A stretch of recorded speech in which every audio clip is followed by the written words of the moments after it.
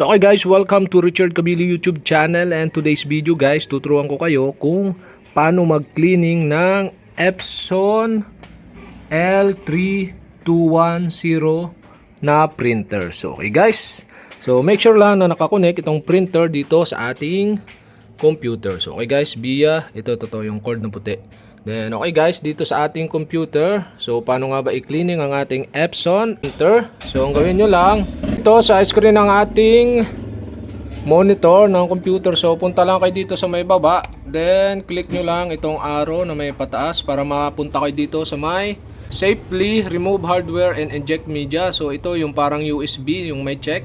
So click nyo lang, select nyo lang yung open devices and printer. So click this, then lalabas na dyan guys itong devices and printers na connected sa inyong computer. So okay guys, ito na yung ating printer, yung Epson L3210 series. So ang gawin nyo lang para maklining natin yung printer na yan, so right click sa mouse, then punta kayo dito sa printing preferences. So click nyo lang siya, then lalabas na itong Epson L3210 series printing preferences. Then punta kayo dito sa may option sa taas, yung maintenance. So select nyo yung maintenance. Then kapag nandito na kayo sa maintenance, dito sa may kaliwa, so may makikita ko dyan print head cleaning. So okay guys, click nyo lang itong square na ito, yung logo ng print head cleaning. Then may mag-pop up. Then okay guys, head cleaning. So nakalagay dito, click start to clean the print head nozzle. Because this cleaning consumes some ink, only clean the print head when the faint area or gaps appears in your printout.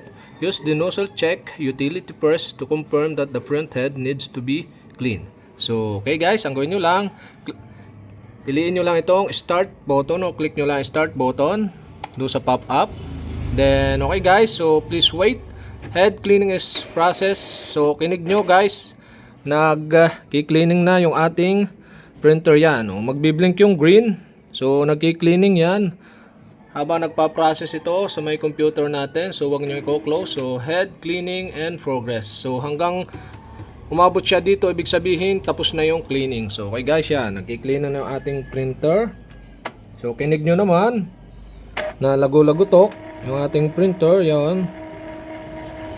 So guys, so wait lang natin na matapos. Yan. So may makikinig kayong mga naikot na sa loob, ibig sabihin kini-clean niya yung pinakang loob or yung mga machine niya is naglilinis. Sabi nga self-cleaning siya.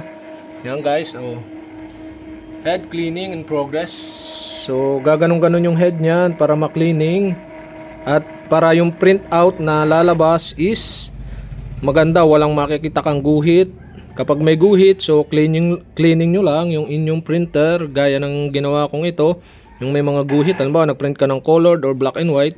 So kapag may guhit, so cleaning nyo lang yung inyong printer. Yan guys, ang ating printer is L3210. So okay guys, nakakatal talaga. Epson 3210 na lang yan. L3210. So yan, halos kalahati na yung cleaning natin.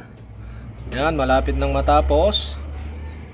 So yan, parang nagkukumpulsyon ang loob ng Epson natin.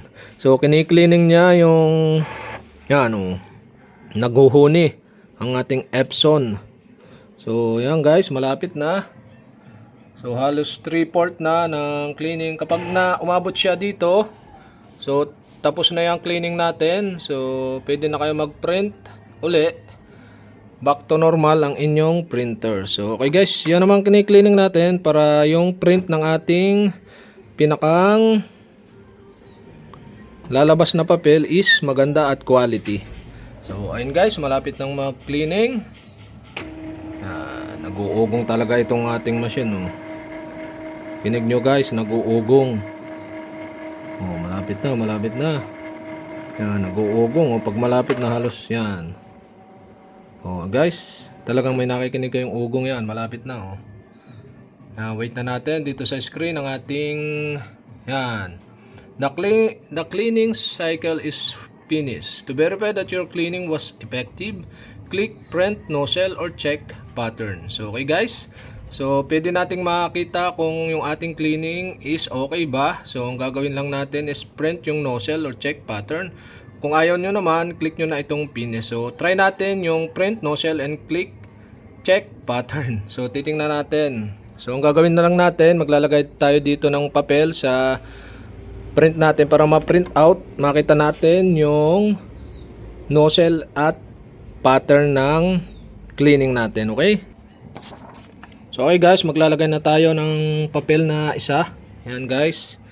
Then, gawin natin is select natin itong print nozzle check pattern. Yan guys.